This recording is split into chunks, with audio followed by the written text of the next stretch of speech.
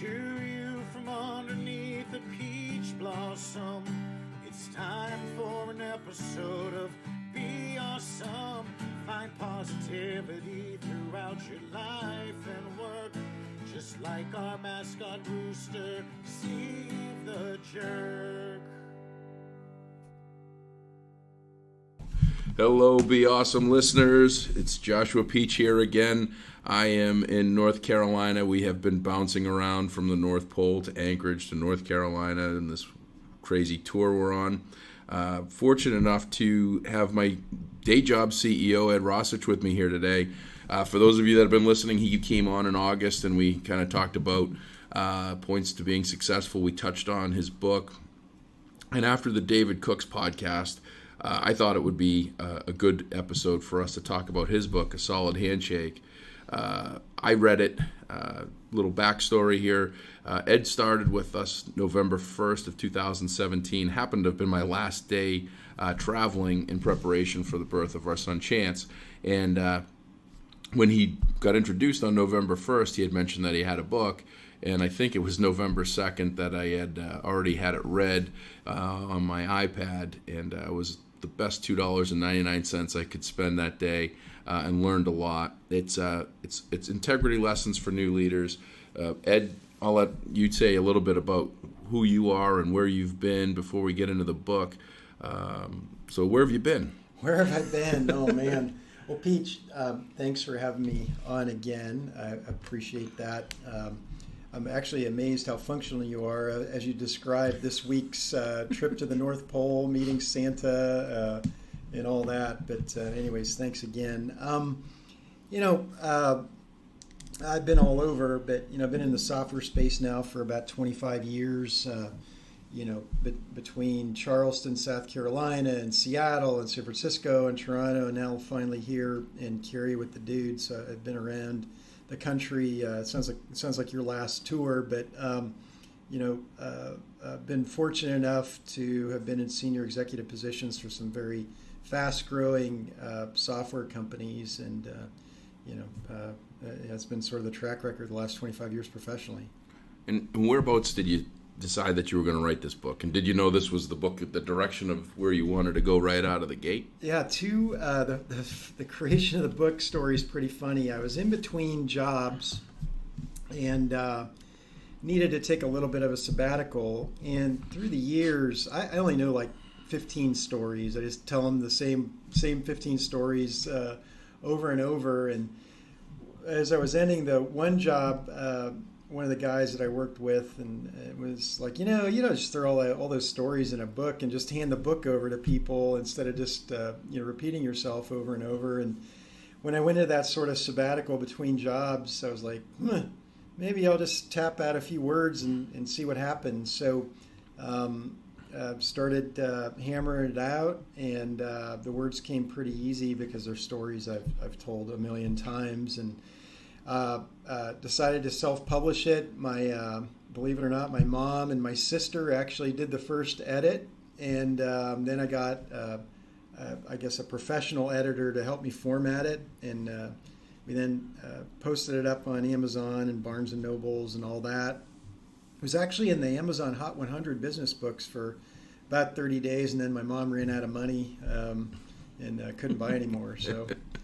Well, I've taken over. I've bought a few for friends and family and people that were interested, and I think I'm going to do something after this to help get a few more out the door for you. But Solid Handshake, where did you come up with the title?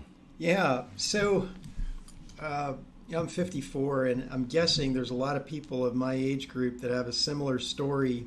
But my dad, from a young age, always tried to teach my brother and I and my sister, to do right. And he somehow focused in on the importance of a handshake. And I actually think it was a metaphor for strength and integrity. But I can remember him teaching us how to give a firm, solid handshake. Look the guy or gal in the eye.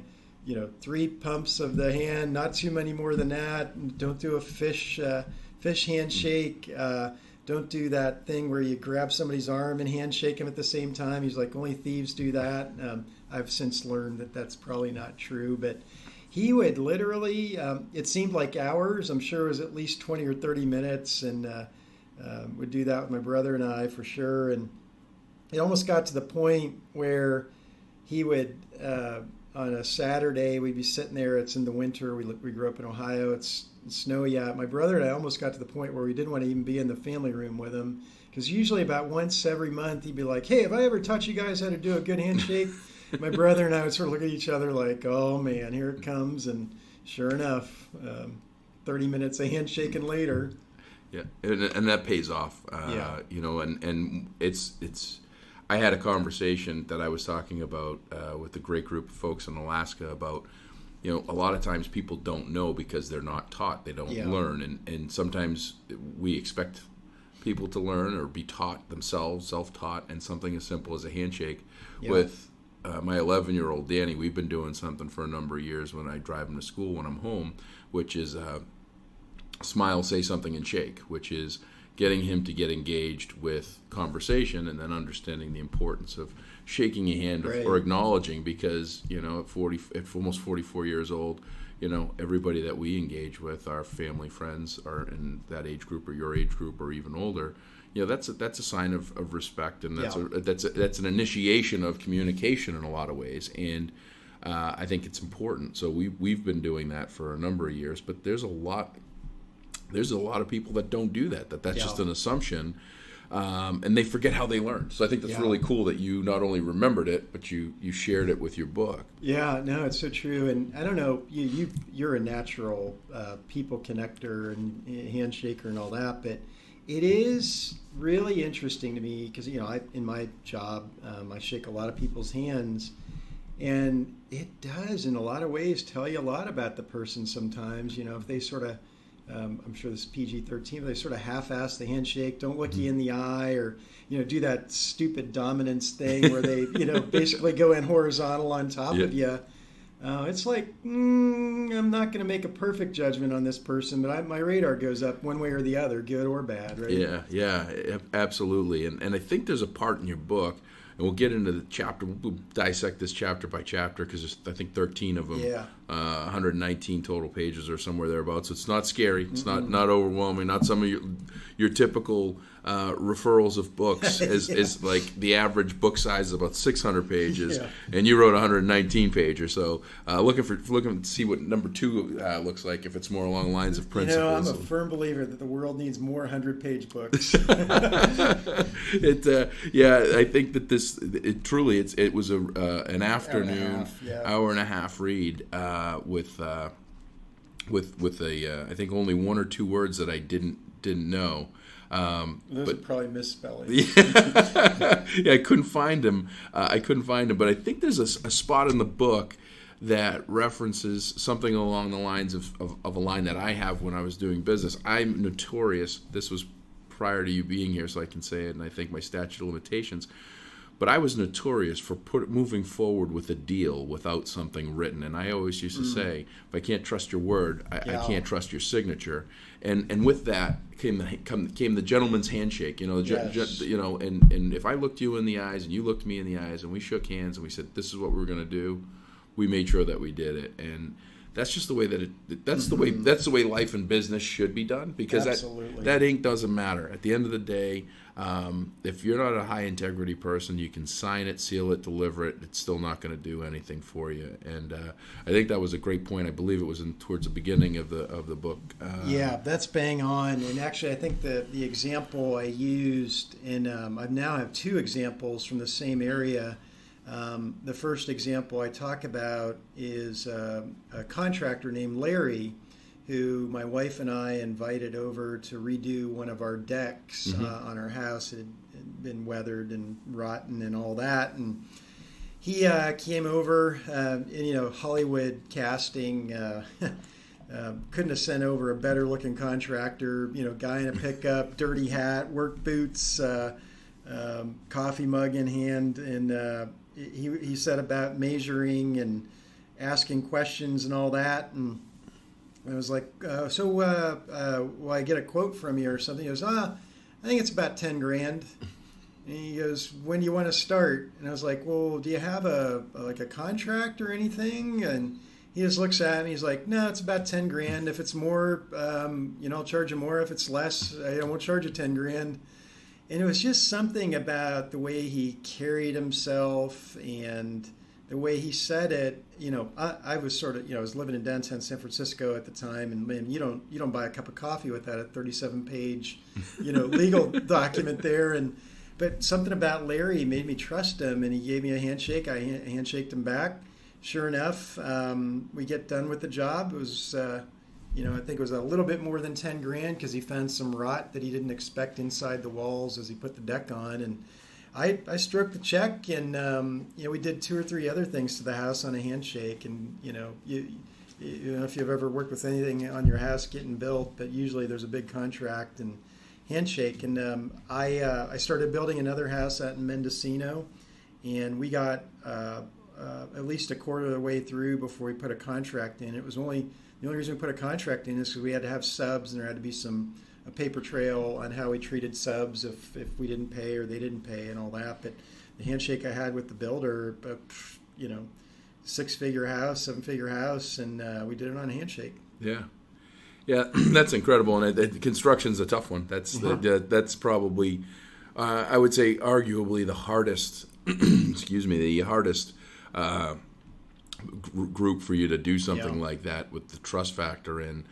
So definitely had to be that comforting thing. I was sitting there when you were talking about the best looking contractor. We've got this is a sidebar story, but it's pretty funny. I was talking about the other day. A great friend of ours, Sean Flynn. He owns a landscaping and garden and farm in our town, and he mows our lawn and does all the landscaping and everything.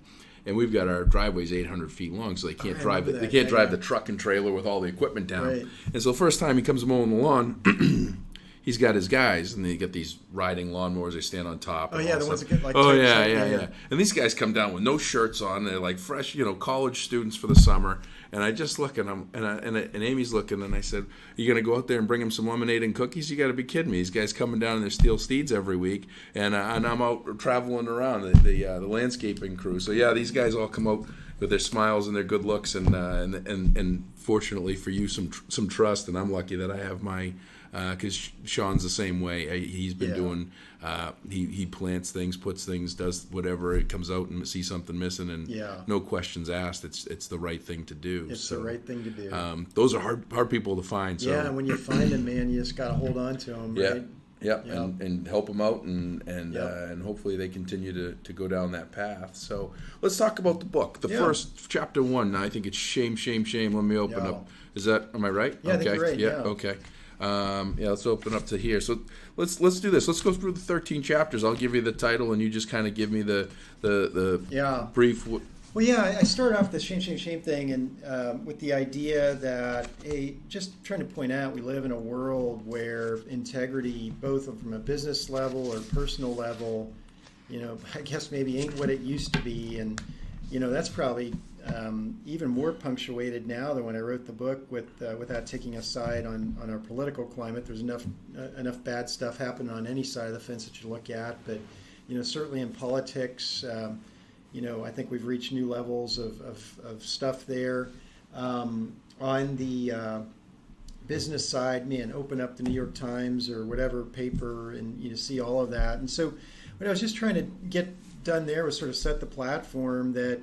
We're living in times where a handshake ain't what it used to be, and a person's word isn't what it used to be, and I wanted to sort of set the stage on that. And before we go on, Peach, I just want people to know, I'm not preaching. I'm a human being, and I've done some things I'm not all that proud of in my life.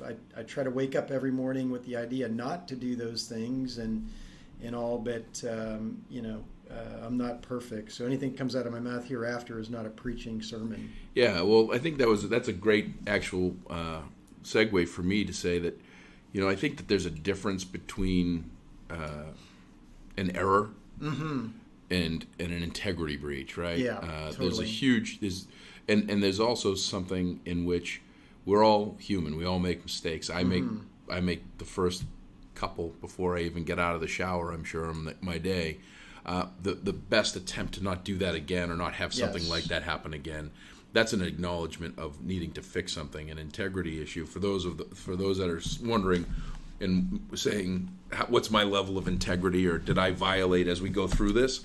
I think the biggest thing for people to realize, the biggest thing for people to realize is integrity for me would be something that's done with intention and probably try to do over and over and over again. I think one of your references in chapter 1 was a very well-known Bertie Madoff. Yeah. That was an absolute breach of horrible. integrity. Yeah. Woke up every day, knew what he was doing was wrong, still did it anyway with his own greed in mind.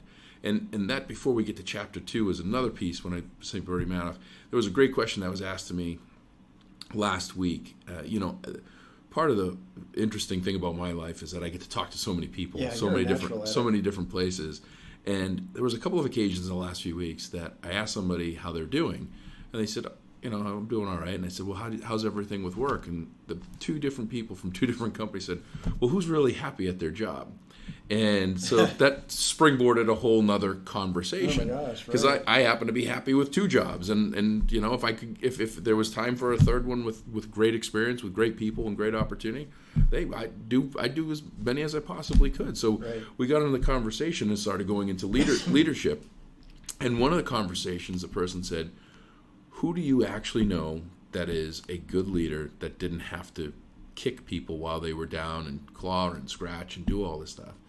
And I sat there for about a millisecond, and I'm like, this is a really jaded, bad conversation, someone that's just so negative about everything. I'm like, well, Kent, my CEO when I was 22, and again in 2004, my dad, you and Scott Carpenter and Tom Knox and Lee Prevost and all the guys that have been leaders for me that have had levels of success have done a phenomenal job with high levels of integrity and honesty, and haven't had to kick puppies or do any of that stuff. Yeah. And then when I got kind of a perplexed look, I said Ellen DeGeneres, and then that ended the conversation abruptly. You watch Ellen every day. Puts a smile on my face, makes me cry when she comes out with those big checks, and she knows how to dance. But think about that. When we look at business, everybody is so quick to point out the pyramid schemes, the Ponzi schemes, the scheme, the Enrons, everything else, that there isn't really a focus on solid, good leaders that are doing great things and making a difference. We're always looking for that leader that's doing wrong. It doesn't matter how much right, but doing wrong, that one little thing that's wrong. But I think that was a great first chapter, and you gave some fantastic examples of, what poor integrity is and kind of who some of those folks might be. Chapter 2, why lead with integrity, which, I mean, some of the chapters are pretty self-explanatory, and the chapters are not very long, so that's good. So what do you got on this one? Yeah, why lead with integrity? It's much easier to lead people when they trust that you're not doing nefarious, dishonest things. Our jobs, no matter where you work, are hard enough. Incomplete data, changing environments. Sometimes you don't even, you have gut instincts on some things. And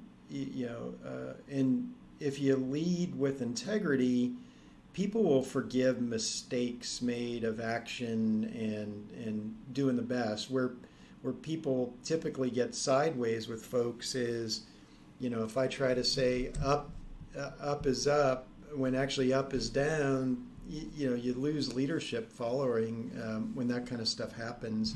The other thing is, hey, I don't have a patent on losing sleep as a leader, but I never. And I know the good leaders that try to do the right thing all the time, they don't lose sleep because of things they're worried about getting caught doing. Mm-hmm. It's all the other stuff we worry about. So, I never want to have to worry about, like, hey, are people going to see me doing stuff that I shouldn't be doing, or catch me in a lie? Or I don't want to lose sleep over stuff like that. And I think it's just easier to lead from that position. Yeah, losing sleep I think that's a huge question that you probably have been asked a million times. Yeah. What keeps you up at night, or what do you lose sleep about?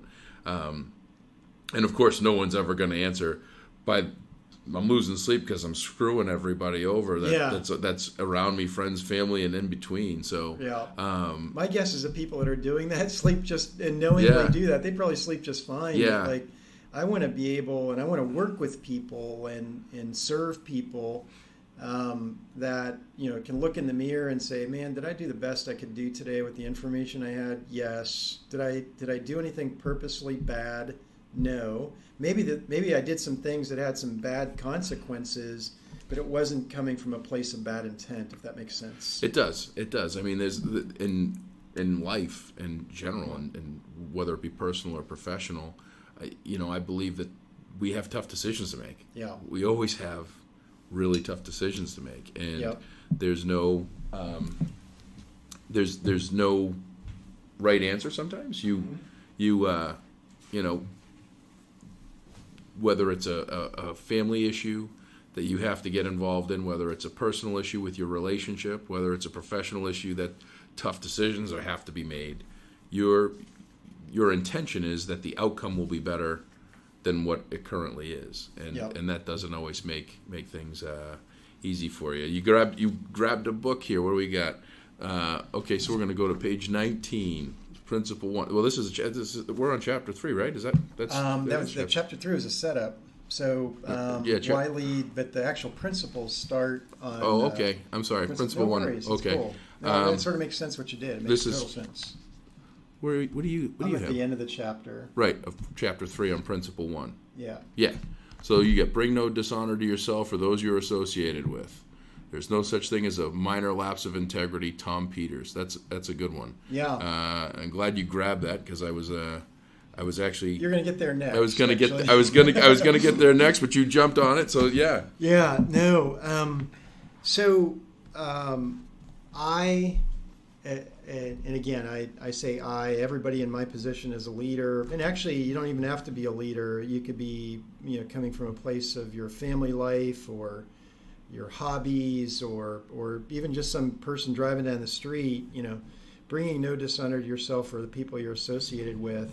Like I honestly think about, what I am doing as a leader for the dude, for example, is it above board? Because I know that I have 650 dudes depending on me to take a straight and narrow path. 2 million people that log into our systems on a daily basis.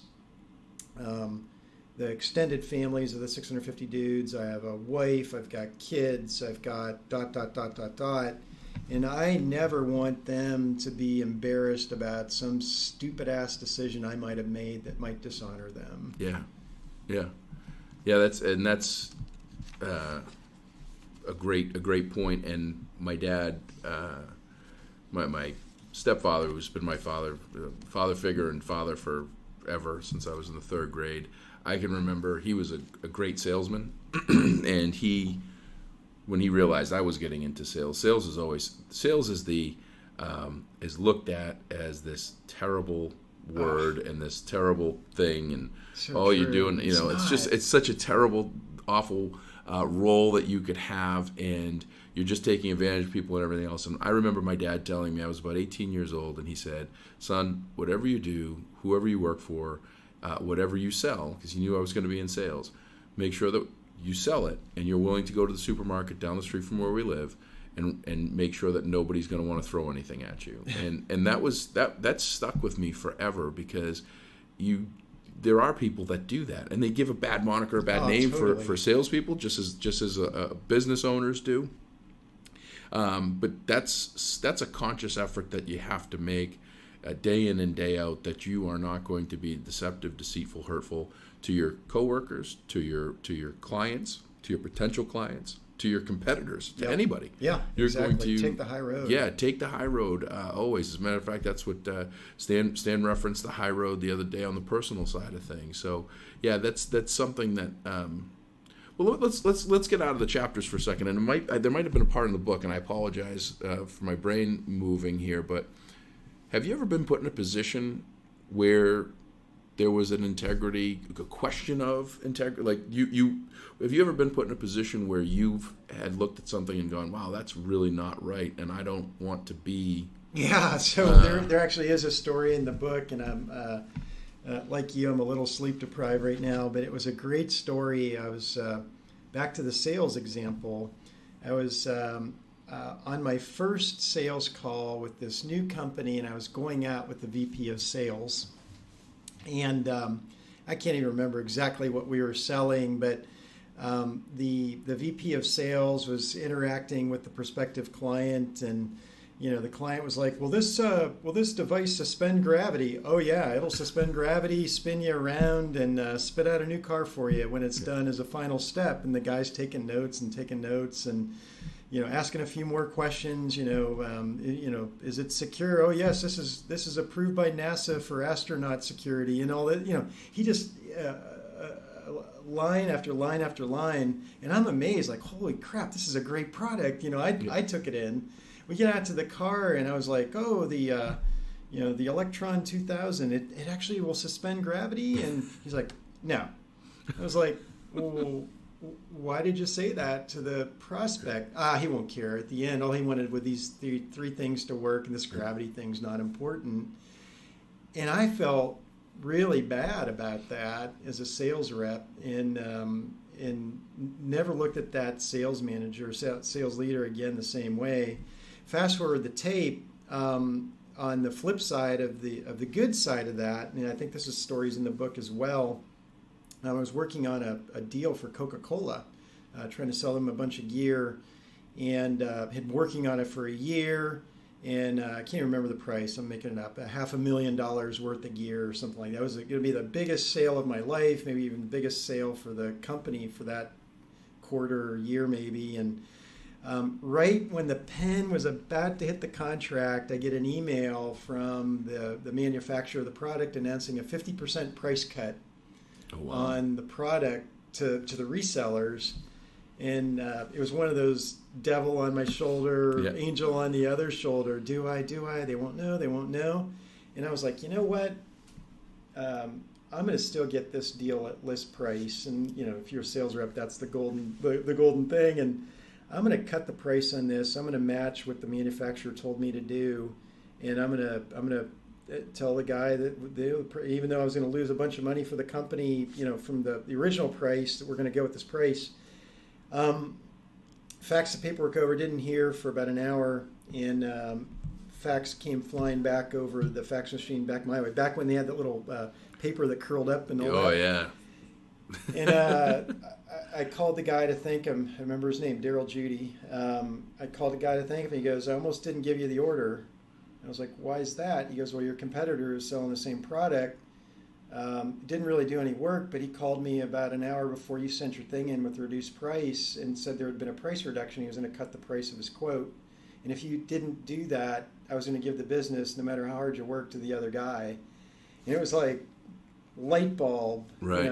Not that I needed a prompting, it was a light bulb, like that was the right thing to do, and the integrity actually won that business, because if I had not dropped the price, I would have lost that business. Yeah, well, that's, you can either have 50% of something or 0% of exactly of nothing, or exactly. 100% of nothing. Yeah. And that's, I've had that happen to me on occasion, not in that exact scenario, but I've had that. What's important, obviously, is putting food on the table, but doing the right thing to get to the client. And I can tell you that's paid me huge dividends. And I mean, just yesterday I got a phone call from a potential client for us that was at a different school, had gone to another place, and he's been pushing for us for the last 4 years, and it was because of the way that we worked the deal and how we did everything, and being very transparent and staying with the client through the whole process all the way up until he left, and now he's at a new place. And that's worth a lot more than a few nickels here or a dime there. When you look at that and who's talking, right? That's if you did all that work, you did everything right, and your value is 100% of what that was, you still would have lost it because I didn't do the right thing at the end. And you've seen them before too. There are a ton of what I call 1 year wonders as sales reps. Yep. They go in there, they slash and burn, they do stupid stuff, Yep. And you can almost watch the resumes as they come in as a hiring manager. Oh, that guy's a one-year wonder, and the one-year wonders are the people that do whatever they can to get a deal in and then can't go back into their patch because the word got out Yep. that they did bad things to their clients. That's just no way to win long term. Right. Absolutely. Well, let's get into principle 2. Act with integrity, speak with integrity, write with integrity, post with integrity. People are watching. Yeah. Well, and I think I wrote that book, 3 or 4 years ago, and it's probably even more prevalent now. Think about this. There are 8 billion cell phones. Mm-hmm. There's Instagram, there's Facebook, there's Twitter, there's Snapchat, there's ... There are trillions of emails a year. People are watching, and you might think, you're under the radar, but every phone has a camera, a Mm-hmm. recording device, and people are just, sending stuff out. And, again, I haven't been perfect. I tell a story in the book where I was a manager, a leader of a company, and I came to find out that 2 of our employees were dating, and I got this via email, and the request was, hey, can so-and-so go in the President's Club with so-and-so? They're a thing. And without even thinking, I started typing, like, oh my gosh, I can't believe she's dating that scumbag. She's so much better than that. I can't believe it. Hopefully, hit send, and waited about a minute, and I got a reply back from somebody. Hey, dude, you just ended up copying like 30 people on this inside the company. And luckily, because I was president of the company at the time, I called up our IT leader. It was 4:30 in the morning. I called up our IT leader. I was like, Salim, I think his name was, Saad Salim.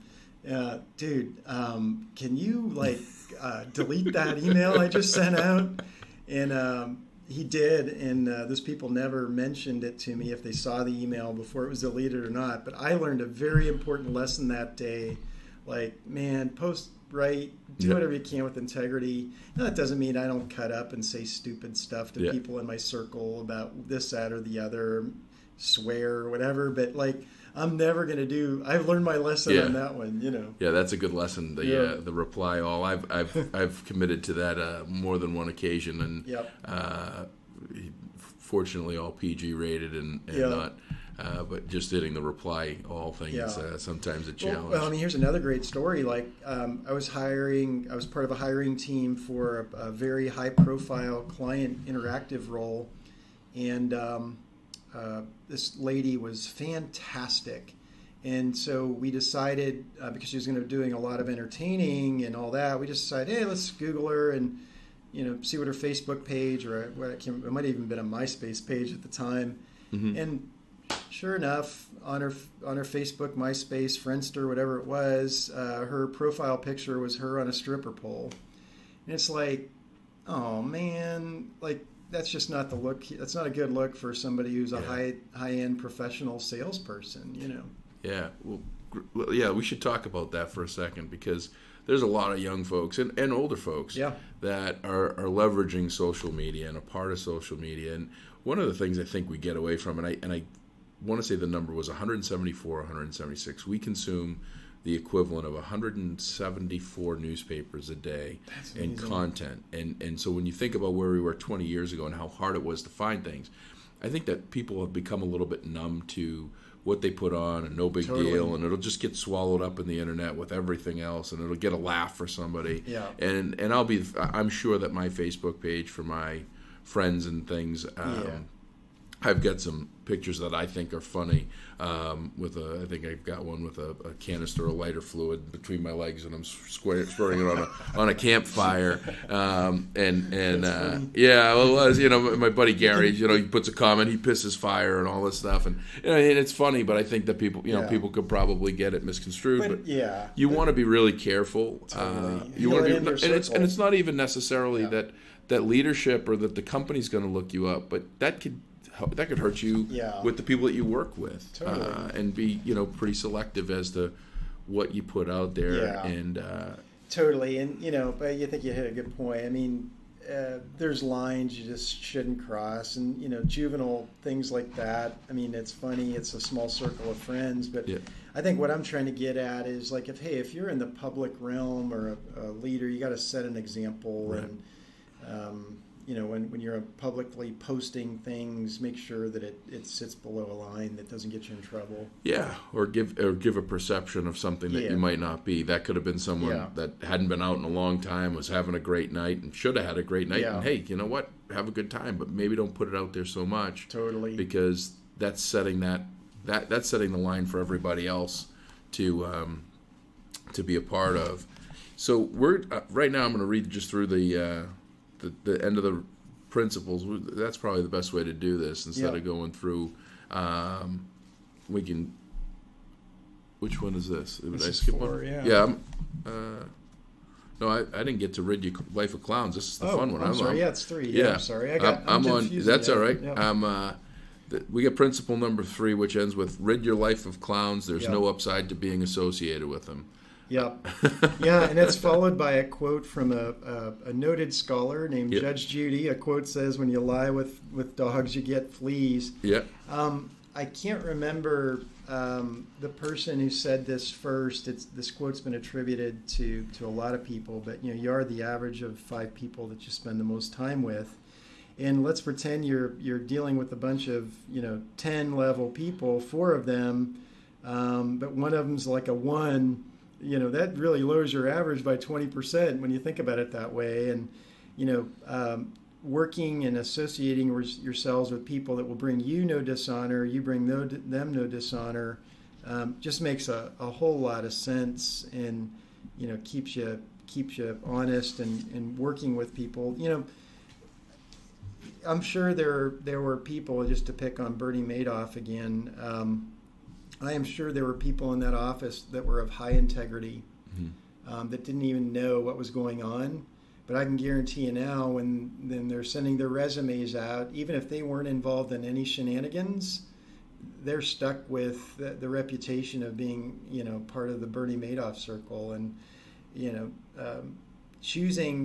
knowingly choosing to hang out with a guy like that, even though you might be, a top shelf human being, that'll eventually blow up in your hand like a bad firecracker. And so anytime you can avoid not hanging out with those people. And on the flip side, I give a little speech in there about, hanging with lions. If you associate with lions, people assume you're a lion, right? Mm-hmm. And so that goes both ways. Maybe you aspire to be, a CEO. Well, maybe you should start hanging around with CEOs and let some of that knowledge osmotically get to you. So that was the point I was trying to make in that chapter. Yeah, and that's we could have added, there is no upside to being associated with them unless you work at the circus. Yep. Exactly. I wish I knew you when you were writing the book. I could have had my claim to fame and putting a couple words in there. Yeah. Oh, that's awesome. Yeah. And then we're going to go to principle 4. Integrity is congruent. It is not something that is turned on and off at a whim. Integrity needs to run like a thread through your entire life, work, play, hobbies, and relationships. Yep. So in the quote stands alone is a good one, but I used to work for a guy, great guy, CEO, still a mentor. In fact, I was just at a dinner a couple weeks ago honoring him. He's like 82 or 83 now, but he had this thing he used to say all the time: integrity is not on a dimmer switch. Mm-hmm. You either are or you aren't an integrous person.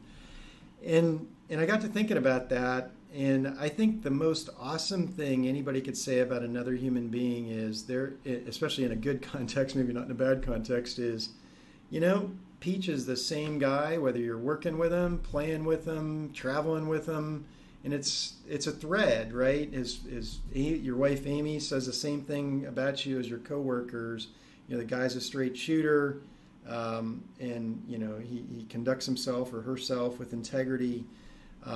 It's about authenticity, right? And that thread just pulls through everything you do. And I don't know if you've ever met somebody who presented themselves as one thing in one scenario, and then another thing in another scenario.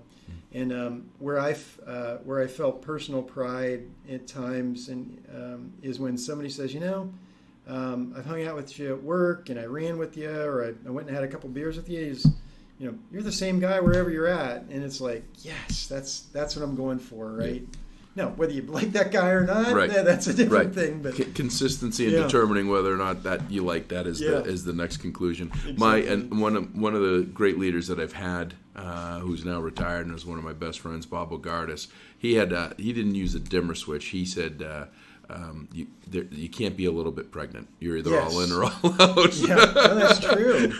Yeah. So so the dimmer switch, and I'm like, I can remember so many times we'd have windshield time driving in the late '90s, and we'd talk about something, and then it would be something integrity based business or something, and it'd be like, yeah, there's no such thing as getting a little bit pregnant. Well, there's another great quote, and I'll probably screw it up, but what's the difference between an egg and a pig? The chickens. I am going to screw this up. I haven't enough coffee. A board meeting today. The chicken's participating. The pig is committed. Yeah. The egg versus bacon. Yeah. That's a good one. I'm gonna get the chickens. The chickens participating. The pig is committed. We'll get the full Google accurate one. We'll have it read off next go around. Awesome. Principle 5: as a leader, your words will be examined, amplified, warped, and misinterpreted, even under the best of circumstances. So, as a leader, make sure you choose your words very carefully. If your words are careless or not well thought out, the results may surprise you, and usually not in a good way. Yeah. Well, and I learned that lesson every day as a CEO. I've said some things with the best of intentions and have been misinterpreted, and that's on me in a lot of ways for not being clear. I've also said some dumb stuff, trying to be funny that maybe in a room of 500, 3 people took that wrong, and again, that's on me as a leader. But know this: like if you're a leader of a team of 8 or a department of 80 or a CEO of a company of 650, like the dude, people are intent and listening to what you're saying and interpreting it from their own filters and biases and hopes and dreams and all the words you can put in. And you have to be really thoughtful and measured at times about how you spend things. And so, like, one of the things I do is when I have a major speech or presentation to the company, I've got a secret shopper group of frontline people here that I'll throw the PowerPoint out and literally in the email, hey, tell me what you think. Be brutal. If there's something here that's going to light somebody up in a bad way or it's not clear, tell me, because again, best of intent on any given day, any given sentence, I could really say something and light somebody up in a bad way. So what does that feel like? And this is going to be a little personal, and anytime we get a little deeper personal, feel free to it's cool. Pull back. I'm happy to do it. What does that stress or that pressure feel like? I get it. Every time I go up on stage, and I can't describe it, and I tell people it's for me it's I'm riddled with anxiety because I want to do all the right things, say all the right things, but there isn't a time that I go up on stage that I say something that someone comes to me, and sometimes it's valid and other times it's ridiculous. You nailed it. But you put that stress on, and it's huge. Like, what's that like for you? What do you feel as far as you get up in the morning, you're like, shit, I gotta say everything right to everybody, and I'm under a huge microscope with zero tolerance. Yeah. People are expecting the best and reporting the worst. Yes. What's that feel like? I think you captured it. Like, it's a ton of stress, and you really end up watching yourself. And some of the stuff when somebody says, "Hey, when you said ... I really got offended," and some of you're listening, you're like, "Oh my gosh, that person's right. What a freaking idiot I am. I didn't mean it the way it came out, but it came out, and now I got to deal with it." there are other things that you say, and it lights people up, and you really scratch your head, and like I don't know how else I could have put that. And I had a perfect example at the last town hall. You might remember. I don't know why I do it. It's a verbal tick that makes me laugh every time. I talked about how some of us touch clients every day, and I don't know why it triggers. I just start laughing every time because I literally get this like touching client picture in my head, and I started laughing at the town hall, and I was like, no, not like that, and our HR leader was in the office. I was like, don't put me on a personal improvement program. I didn't mean it that way. I got, I wouldn't call it a shit storm, but a shit sprinkle for sure. Yeah. From 4 or 5 people saying that wasn't very funny, it was offensive, and we actually even had somebody send a written thing in. And it's just like, oh man, I didn't mean it the way you're taking it. Yeah. And, Yeah, people, it's like I say, I don't understand why everything is taken so literally and so much. It's such offense in a lot of cases. I do remember that. I didn't think anything of it. As a matter of fact, I think I might have laughed a little bit. I think a number of folks people did. Yeah, and that cut me laughing even harder. It's probably like, yes, I've arrived. I'm funny. I've got an amusing town hall. Bingo. Put that into my monologue. Yeah. Well, I think that actually made it worse for me because I think I laughed a little. It was natural because it was a sort of a heavy town hall in a lot of ways. But of course I got, I offended a couple of people, and it's just that you live with that as a leader, and it makes you like, what you can't do though, you have to recognize it, but not allow it to intimidate you, because once it starts to intimidate you, then you really come off as a bad speaker, or you really hold punches, and you really come off sounding like a waffle, Yeah, I did about a year and a half ago. I had done a speaking engagement that exactly, as you're saying it, I'm going, that's what happened to me. I allowed feedback or criticism, and it was only one person, but it was pretty, and it wasn't even necessarily on what I said. It was just trying to attack me as a person. Mm-hmm. But I took it to heart, and I let it intimidate me to the point where it affected my speaking for a little bit, and then I had to step back and I had to say, all right, let's validate here. What's real? What can I fix? What can't I fix? Can I live with it? And move on.com. Yeah. And that took a little bit of work. And fortunately for me now, I because there's a lot of people out there that tout themselves professionals or professional speakers or presenters or trainers and say, I don't care what anybody has to say. I'm successful enough and I do this, and you can say whatever you want. I know for a fact that 76% of the time, people that listen to me will want me to come back, even if I'm going to talk about the same stuff. That's the way the surveys go. It's a very consistent number. I'd love to get to 77%, but almost all the time, I tell people it's 76%. Yep. The other 24% is a sprinkle of anything else. Yep. And I listen to all of that, and there is some definite, like you say, there's validity to some of those pieces. It's not intentional. Yeah. It's just the way words come out. It's just the way it was the slide, I think, more than anything on that one. And I think anybody that would have been in your position, and that's kind of how I look at some of those scenarios, like, what if I was put in that position, or what if somebody else was put in that position? Would the outcome be the same? And most likely in that situation, yes. Yeah. It wasn't like that instance, and there was one other one that I can recall in the last year or so. Don't call me up for the exact example because I can't get it, but I can remember I can't remember what the specifics were, but what I can remember was it wasn't planned. Yeah. It was just how things pplayed out and how. Yeah. And that's just a I'm trigger a human effect. being, and when you're up in front of 600 or 700 people, and you're you know this. You speak to people. You get amped up. You probably had too much coffee.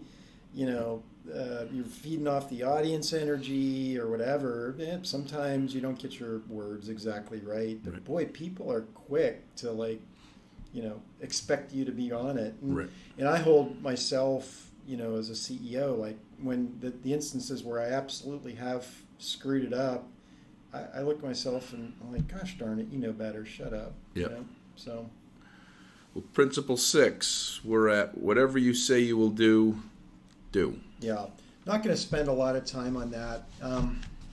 Say-do ratio is an important thing to me. If you say you're going to do it, do it. There's a great story in there about Coach Wooden and his sort of a situation where he accepted the job with UCLA versus Minnesota, and how he said he was going to take the job, and then he got a better offer, but he stuck with it because he kept his word. It's the same thing. And, trust is a bank, and you never should try to take withdrawals from the trust bank. And you only put deposits in, and you put deposits in by doing what you say you're going to do to the best of your ability. Now, that doesn't mean sometimes, bad things, bad data. Hey, or I'm gonna be at the speaking engagement in San Francisco, and then it snows where you're at. You can't get there. That's different, right? It's I'm too tired to make the trip. I'll tell them I'm sick. Right. That's wrong. Right. Yeah. So say do. Yeah, absolutely. I had to turn down my first speaking engagement that I committed to this year, and it was the hardest thing for me to do. But when I did it, and the reason why the people understood completely, was to take my son to his first sleepover camp, and I completely just brain farted on it. And I'm like, of course I'm gonna. I didn't forget that, and then now I've got to call and drop this one, which fortunately they were great people about it. So Principle 7, leadership is not about you; it's about serving your followers. Yeah,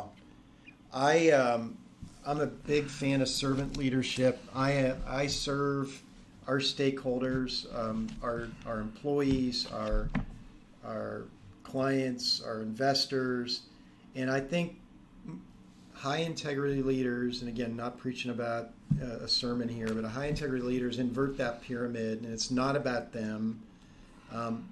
Good things will happen to you as a leader as you're going up through the ranks that are sort of natural consequences, whether it's bigger pay or whatever. But you have to go in there with like, man, how am I going to help Peach be successful today, or how am I going to help that team, or how am I going to thread this needle and make 4 of 5 constituents happy today? And when you do that versus, how's this going to put an extra $3 in my pocket, or make my life easier, if you focus on those stakeholders, it usually ends up better for you in the long run. Yeah, and that's that so often, and especially title hounds, I call them. Yeah. People that are just chasing the next whatever. The greatest thing that I ever did was about 7 years ago, maybe 8. Could even be longer than that. I removed the title off my business card. That's so awesome. And it was like, I knew I was never going to be CEO. Like, Kent was the CEO, and I saw the stuff that he was doing, and I knew I was qualified and capable of doing more than I was doing that day. But it didn't matter. Like, the role didn't matter. And even if I became CEO, it didn't matter. I put founder on Be Awesome because, I don't know, it's what I put on it. But my business card doesn't have anything on it. My business card for Dude has nothing on it. I love the title of evangelist because people... It's cool. Yeah, people think it's cool, and it's a conversation piece. But it doesn't really have a spot in the hierarchy of, where am I? Who do I fall under? Who do I report to? And how does that all work? And that was the greatest feeling for me anyway, because it allowed me to serve others. Yeah. It allowed me to help others and not feel like it's because I'm the SVP or whatever and look at me. That's a great way to look at it. Yeah, and it's been great for me. Principle 8 is learn how to deliver timely and effective apologies, and I think that goes back a little bit on that 6 number. Acknowledging when you say something. How do you do that? How quick do you do it? Yeah. And before you take over that, I think that the line at the beginning of the chapter that opens, which is "Never ruin an apology with an excuse," by Benjamin Franklin, is rather fitting. So, oh my gosh, yeah. I've done it. I've committed it. I try not to anymore. As I get older, it's easier to own my own badness. But like passive aggressive apologies. Well, I'm sorry, Peach, if you were offended. Yeah. Well, that passes the mantle onto it's your problem that you're offended. Yeah, you heard it wrong. You heard it wrong. I'm sorry, or coming up with 52 different excuses. I think most human beings, at least in my observation and personal experience, will be like, look, I effed that up. I apologize. I own it. Here's what I'm going to do to make it better for you.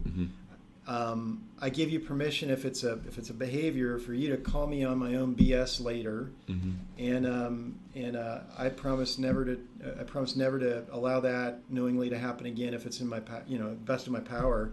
I think 9 out of 10 times, as long as you don't make a habit of that, people will respect you for that and give you a little bit of leash. It's the people that do bad things, give the half-assed apology or the passive-aggressive apology or the excuse-laden apology that, they never get a second chance, right? And man, I'll tell you, I've learned that lesson the hard way so many times, and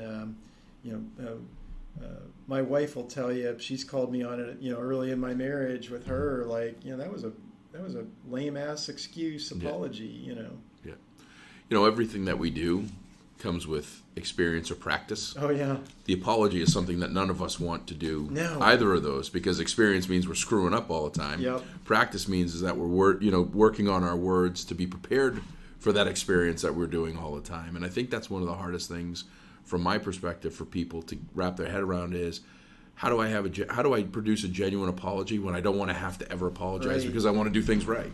And we get caught up, and I do it. I mean, I do it with Amy, and I catch myself in it where I do. I'm genuinely sorry about something, but I might want to point something out. Yeah. I may or may not want to point something out that might have been another reason why it happened, or I did what.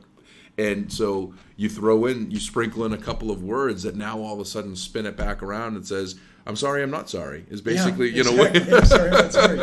Well, and I don't know. If you and Amy do this, but I know my wife and I, like, she'll call me on it, and I'll dig in a little bit and or mope about it or whatever I do in that moment, and then usually about 4 hours later I'll be like, "Gosh darn it, she was right," and then that's when the right apology comes out, right? And my frequency of committing that type of stupidity is fewer and farther and less intense and intensity in between. But man, I'm really thoughtful, and I try to be thoughtful about that. Yeah. So we're on Principle 9. Take the high road, make a high road where one does not exist. If you cannot take or make a high road, just get off the road. Yeah. This high road conversation's come up a couple of times, so it seems to be the good way to go. Yeah, like I want, whether it's personal or for the company or for the people that I'm associated with, to people to step back and never have to question whether they're taking the high road on things. And I mean, all of us in business or in life, personal relationships, there are multiple opportunities to take the low road. And in business, if there is no way to take a high road and the only road you have to take, it's like we're not playing there. We're not going to do this. Whether it's talking bad about a competitor to get a deal, or probably 2 or 3 other scenarios you can think about. Take that high road. Get out. Don't take the low road. If you can't see a high road and you can't make it, just don't play. Yeah, and that can be in another example would be blame. Yeah.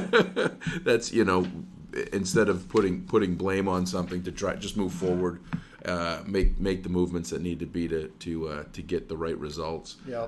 Opposed to taking the time to stick it to the person or people that that might have done wrong. So. Principle 10, through practice, awareness, and attention to the little things, you will build lasting reputation for integrity. Yeah. I started that chapter off with a quote, and my second time I've mentioned John Wooden's name in this conversation, but man, if you haven't read any of his coaching books or watched any videos about how people talked about that man, but he had a quote in there, it's the little details that are vital, little things make big things happen. And I think a lot of people sometimes will take that big opportunity to do the big show of integrity or virtue signaling or whatever the word is today. But, it's the little deposits of honesty, integrity in relationships, and doing what you say hey, I'll get you that. I promise I'll respond to that email in an hour. Like little things like that up to big things, and it's so important to do little deposits like that versus the big show of integrity, right? Yep. No, absolutely. And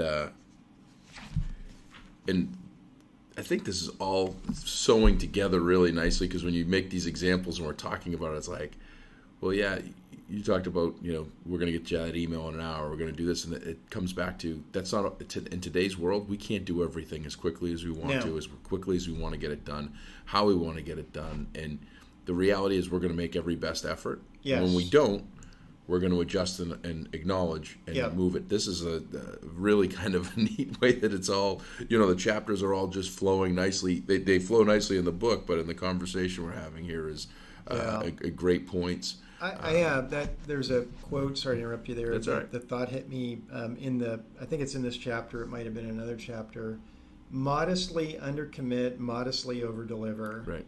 That's how you build trust with people. Hey, I'll get it to you by 10. Well, if you get it to them by 9:45 and it's a little bit better than which maybe you initially committed, man, people walk away with like, man, that peach is all right. Yeah. Well, we get caught up with everybody. It's instant gratification. Thanks, Jeff Bezos. I mean, since Prime's come out, everything was supposed to be there yesterday, and everybody's got the business and artificial intelligence to basically be prepared for you, and we're not. And you never want to lose a deal, and you never want to have an opportunity lost, whether it be internal or external in business. So we're forced to say yes. And I can't tell you how many times I've used similar words. I would always say, when I would give pushback to a client or potential client, and they'd say, well, why aren't you taking my business? Why aren't we moving forward like this? And I said, look, I'd be over-promising and underperforming, and I can't commit to that. Yeah. I would rather you have different expectations with a better result than have your expectations and a worse result. And so that's been huge for me, and it's something that you have to have real confidence in doing, because there are times that people are going to say, well, then I don't want to do business with you. And you go, well, it's going to be your loss twice, because nobody's going to be able to do that. You're just you want to go get somebody that says yes, and you end up with no. That's great. You want to have somebody that's going to say maybe, and we'll work through it and get it to you as quick as possible with a yes at the end. That's the way to be. Totally. Well, I've got a fresh example. Today I had 7 hours worth of a board meeting, and boards have a responsibility of a lot of things, and I never want our board to ever feel that anything that comes out of our team's mouth, my mouth, any of the people in that boardroom, that they can't take to the bank. Mm-hmm. And you don't get to be a CFO or a CRO or a CFO. Maybe some people do, and you read about them in the paper. But boards do not trust people who are bullshit artists, right? Mm-hmm. And you do what you say you're going to do. You do it on time. You over-deliver, versus some of the promises, and it usually works out. Yeah. Principle 11, integrity is action, not words. Yep. In Texas, they call people who are BS artists, they say all hat and no cattle. Yep. And it's all about, anybody can say they're going to do something, but it's actually the silent few that just do it and don't talk about it. And, I talk a little bit about that in the chapter and all that. I had an example of my father-in-law who hired a contractor to paint his house, and no attack on religious folks, but the guy evoked a lot of religion as he shook my father-in-law's hand about, doing a great job because that's what his religion tells him to do. Guy took half the money of the check and didn't show up ever again, never returned the guy's phone call. And it's like, that's a perfect example of words not matching the reality. And so I've come to appreciate, respect the folks who do the work and don't talk about the work until it's done. Yeah. Love the Texas example. As you know, Andy Townsend with us, he lives in Texas. And a couple years ago, I said, let's go get some cowboy boots, because he's been down there his whole life, and he said he's never owned a pair of cowboy boots. So I said, let's go get some cowboy boots. And he says, I don't want to get cowboy boots. And I said, well, why? He says, I'm not a cowboy. So then it's kind of stuck me real quick. And I thought about it for a second. I said, well, let's go get some Texas boots. And so I've got Texas boots, but not cowboy boots. Is there a difference? Yeah, well, no, they're the same thing. They're just not a cowboy. Awesome. So Awesome. I'm all hat, no cattle. And that was my learning lesson from Andy, and that was a great saying. I'm going to have to share that with him if he doesn't listen to I'm my sure podcast. if he's from Texas, Yeah. he's probably got a tattoo that says that. Yeah. So we're getting down here. We got 2 more, I think, to go. Principle 12, do your best to tell the truth. It's easier to lead people from a position of honesty than trying to lead them from a position of deception. Yep. So I start that chapter off. Mark Twain has a bazillion great quotes, but the start of that chapter is, if you tell the truth, you don't have to remember anything. Mm-hmm. Think about, not just me, but any leader of an organization this size. I have got stuff flying at me from 57 different directions from the time I open my eyeballs in the morning till the time that I can't prop them up any longer at night. I am not smart enough or clever enough or evil enough to know that if I tell you some BS story that next week, that I'm going to remember the BS story I told you.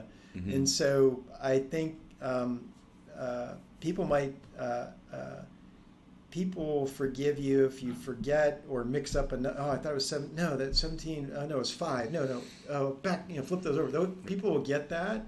But if you have to remember, like, oh shit, I told Peach it was 17. It was actually 5, and you just can't live your life that way when you're in the burner seat like I'm in, or some of the other folks are in. Yeah, I mean, to take away the fact that you shouldn't do it, and naturally you should. It's just easier. But I mean, that example, like, who did you tell 17 to? Who did you tell 5 to? Yeah. How much work does that take? And how much work does that take away from productive work? Oh my gosh, totally. So storytelling and nonsense is something that you just.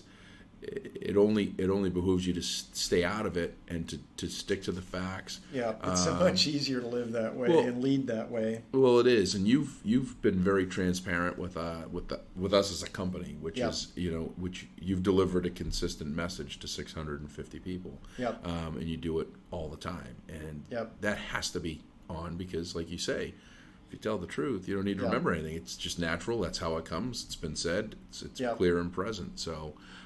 No. I mean, we put our board decks, like if you go downstairs on the second floor right now, today's board meeting, there are 8 or 9 slides from today's board meeting. Yeah. There shouldn't be a different set of stories for the people I lead than the people I serve. Right. When I mean serve at the board level. Yeah. No, that's a good one. Now we're on the last one here, Principle 13.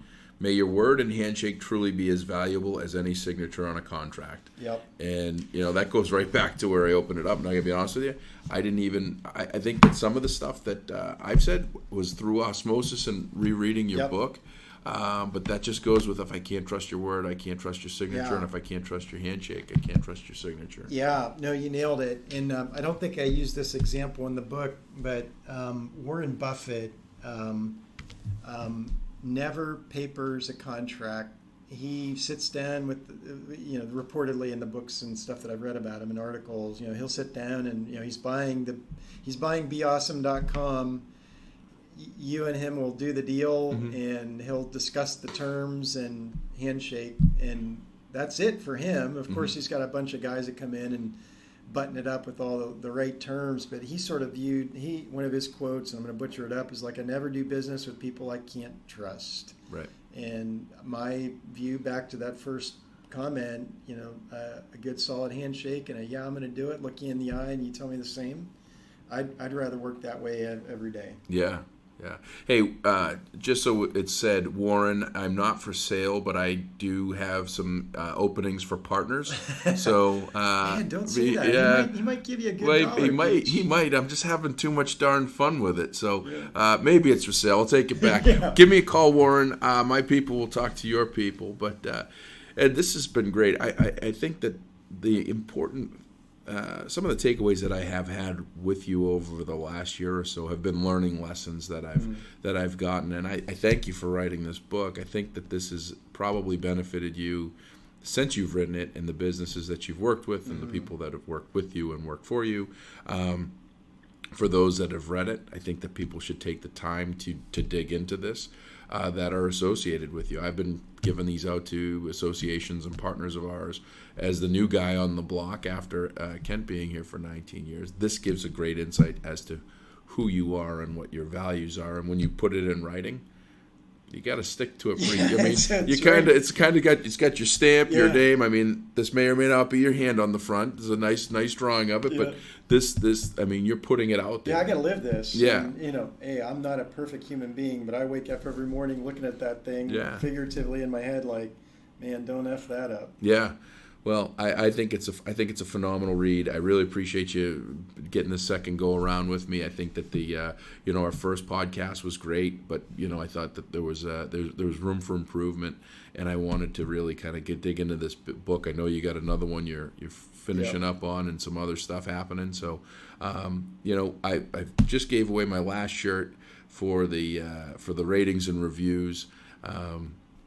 So we're gonna move to books. I got some David Cook's books I still got to get out for ratings and reviews. At a couple events for us. So, we're gonna love him. Yeah. He's just great.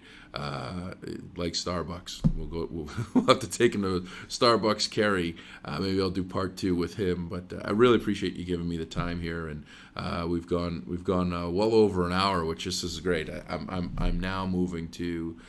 No longer having a timeline, but having a fun time. Yeah. And this was great. This was a lot of learning and bouncing off here. Well, I appreciate you on a couple of levels, Peach. One, clearly for what you do for the Dude as evangelist. You speak to 50,000 people a year. You're an inspiration inside the building. But I also have a lot of gratitude and appreciation for what you're doing with the Be Awesome movement, the messaging, what you're trying to get accomplished, the money you've raised for Santa and his charity and all that, and really thankful for you to give me this time. Well, we're going to have to do it again when the next book comes out, or when we want to get some more discussion going. But we'll have to do it when both of us have collectively more than 6 hours of sleep. I'm on. I calculated it's 12. I think I'm on about 12 hours of sleep since Sunday. I've flown 14,000 miles this week, and and I've got I think 12 to I got about 16,000 miles left in me before a week from now. So ready for a break with the family after that, and celebrate some time with the family. So. That's going to be it for us here in Cary, North Carolina. My offer to my listeners, first of all, as always, thank you so much for listening, for following, rating, reviewing, doing all the things that you do, emailing me. I just got a wonderful email from one of the folks up in Alaska that was just so great to receive. Please give me your feedback, good, bad, or ugly. For those of you that are kind enough to do a rating and review on iTunes for me, I've got 10 copies of Ed's book that I will get autographed and sent out to you. That we'll put in the mail, and just if your name isn't something that's familiar, I know some people put names in, I will just send me an email to josh@beawesome, and that's JOSH @BEAUSM.com. You can find me at beawesome.com, BEAUSM.com, Twitter, LinkedIn, Facebook, Instagram. I'm starting the Instagram stuff, but keep in touch and let me know how I'm doing. So remember, in order to do awesome, you got to be awesome.